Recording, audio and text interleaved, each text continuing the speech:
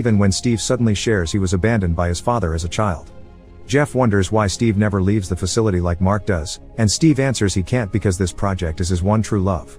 The next experiment is for Lizzie, who is given a chemical that makes her extremely phobic and she panics at the sight of a mere stapler.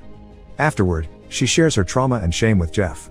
He understands that shame, and confesses that's the real reason he has to change chores.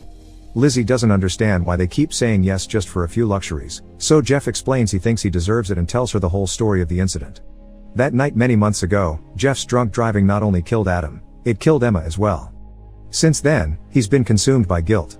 Lizzie comforts Jeff and the pair finally kisses. Later, Jeff finds them having a snack together in the kitchen and a plan begins forming in his head. When he looks at the security footage and sees Jeff has been sketching Lizzie, Steve confirms he's on the right track and goes to bed after dosing himself with N40 again. The next day, Steve calls Jeff over for one more test. He has to give Darkenflox to Lizzie. Jeff refuses and Steve allows him to leave without doing anything for now. As soon as Jeff is gone, Steve orders Mark to double his dose of B6.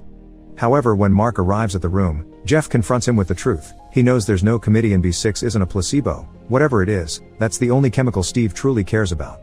Mark explains he wanted to work with a real genius and he had been promised to change the world, but he started to get regrets now too. Jeff notices this and together they make a plan before Mark leaves for the weekend. The following Monday, it's only Steve and Jeff in the testing room because Mark's sick at home. Jeff is given the control to dose Lizzie with Darkenflox, but he still refuses to do it, which makes Steve furious. Unable to understand how these two could love each other after a few months locked inside a facility, Steve tries to change Jeff's mind by ordering Lizzie to confess her crime. She forgot her daughter in her car and the baby died. Lizzie breaks down in tears, asking Jeff for the chemicals, and Jeff presses the screen of the control. However, it's Steve the one that starts laughing. Mark lied about being sick and changed the programming so the control could dose Steve.